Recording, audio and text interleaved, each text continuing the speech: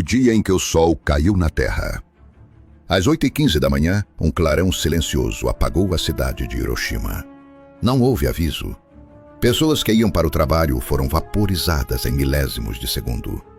O calor foi tão absurdo que a única coisa que sobrou das vítimas foram as suas sombras queimadas permanentemente no asfalto.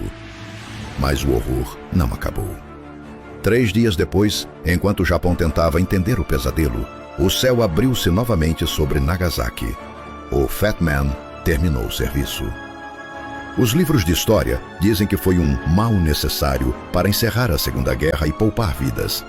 Mas olhe para os números. 200 mil mortos, a maioria civis, mulheres e crianças. Eu pergunto, isso foi o fim da guerra ou o maior crime jamais julgado da história humana?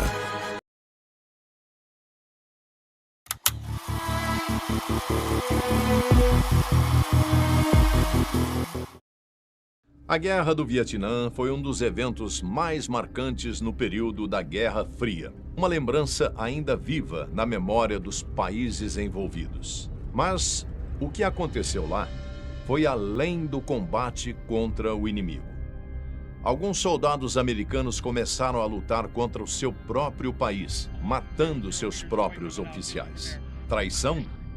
Desespero? O que aconteceu no Vietnã? O fato é que a Guerra do Vietnã não foi apenas um confronto entre exércitos.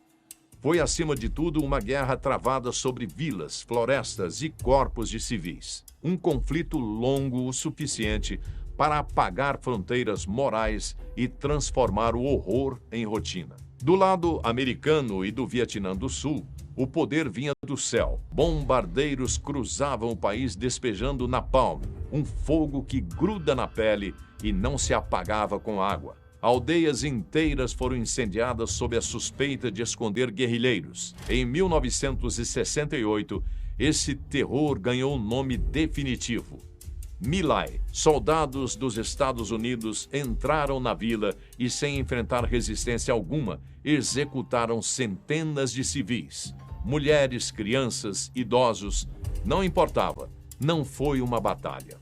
Foi um massacre. Durante anos tentou-se esconder o que aconteceu. Mas quando a verdade veio à tona, o mundo viu o que a guerra havia se tornado. Ao mesmo tempo, milhões de litros de agente laranja eram despejados sobre florestas e plantações. A ideia era simples: tirar o esconderijo do inimigo. O resultado foi uma tragédia silenciosa e duradoura. Câncer, deformações congênitas, terras envenenadas. Mesmo depois do cessar-fogo, o veneno continuou fazendo vítimas. Em terra, as operações de buscar e destruir avançavam sem distinção clara entre combatentes e civis. Suspeitos eram torturados, vilas arrasadas, pessoas mortas por estarem no lugar errado, na hora errada. A tecnologia era superior, mas a guerra se tornava cada vez mais brutal e cega.